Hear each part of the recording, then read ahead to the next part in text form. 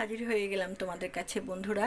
গ্যাসটা ধরিয়ে দিয়ে একটা কড়া আমি এতে বসিয়ে দিয়েছি। কড়াটা আমার গরম হয়ে গেছে। এখানে আমি একটু সর্ষের তেল দিয়ে দিচ্ছি।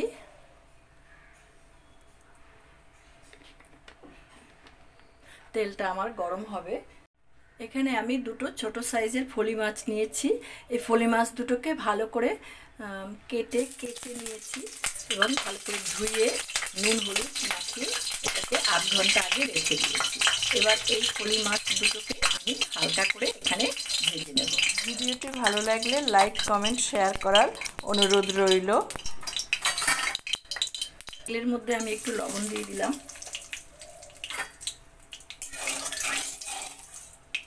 মাছগুলোকে একে একে দিয়ে আমি এখান থেকে ভেজে নিচ্ছি।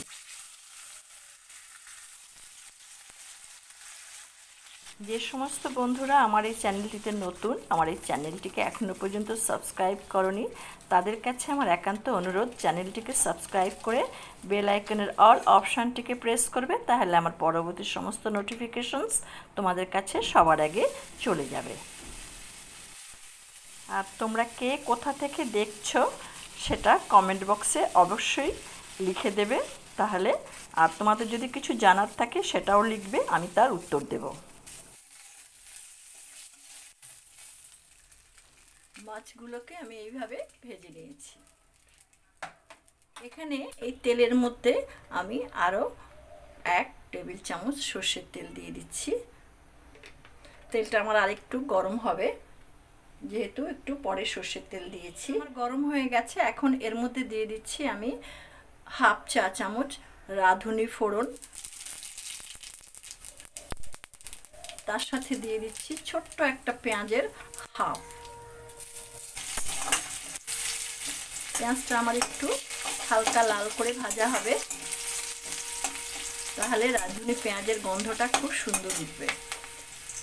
এই বিভিন্ন টিপসগুলো কিন্তু তোমরা খুব মন দিয়ে শুনবে, তাহলে বেশ কিন্তু রান্নাটা টেস্ট হয়। একই রান্না সবাই করে, কিন্তু তার টেস্ট কিন্তু এক একজনের এক এক রকম হয়, কেননা এটা বিভিন্ন টিপসের উপরে নির্ভর করে।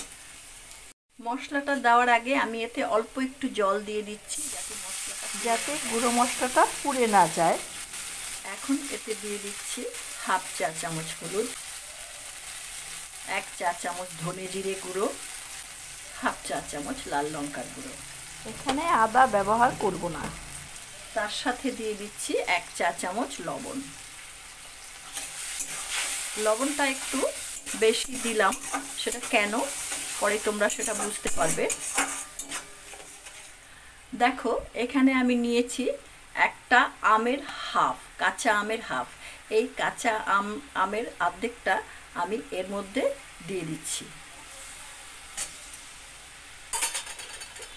তার সাথে দিয়ে দিচ্ছি দুটো চেরা কাঁচা লঙ্কা। এই আমের জন্যই আমি একটু দুটো ছোট ফলিতে একটু লবণ বেশি দিয়েছি, কারণ আমটা টক হয় তো, ওই জন্য। এখন এখানে আমি পরিমাণ মতো জল দিয়ে দিচ্ছি, যতটুকু ঝোল লাগবে ততটুকুই দিলাম, তোমরা তোমাদের পছন্দ মতো দেবে। এই ঝোলটাকে আমি মিনিট 2 ফোটাবো। এটা ফুটতে শুরু করেছে বন্ধুরা। এবার আমি এই ঝোলের মধ্যে একে একে ভাজা ফলি মাছের টুকরোগুলো দিয়ে দিচ্ছি। তোমরা এই রান্নাটা করে খেও, ভীষণ ভালো লাগে। গরমে তো এই রান্নাটা খুবই খুবই উপকারী। ফলি মাছের উপকারিতা তোমাদেরকে নতুন করে বলার কিচ্ছু নেই। আর তার সঙ্গে কাঁচা আম দিয়ে রান্না, এই গরমে শরীরটাও যেন জুড়িয়ে যায়। একটু এরকম টক টক রান্না যদি খাওয়া হয়। এটাকে আমি মিনিট 5 ফোটাবো। সুন্দর ফুটছে, দেখো আমটা আমার বেশ ভালো সিদ্ধ হয়ে গেছে।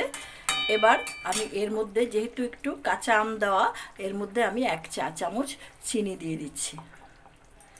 চিনিটা তোমরা তোমাদের পছন্দ মতো দেবে, যেরকম মিষ্টি খাবে সেই রকম দেবে। এবার আমি এটাকে নামিয়ে ফেলবো। আমি দেখাচ্ছি কেমন হলো।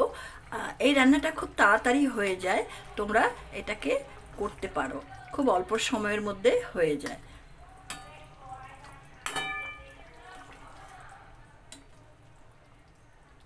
দেখো বেশ সুন্দর হয়েছে, ঝোলটা পাতলা, অথচ বেশ কালারটা সুন্দর। ভিডিওটি দেখার জন্য তোমাদেরকে অসংখ্য ধন্যবাদ। তোমাদের সাথে আবার আমার দেখা হবে নতুন কোনো ভিডিও নিয়ে। তোমরা ভালো থেকো, সুস্থ থেকো। ধন্যবাদ।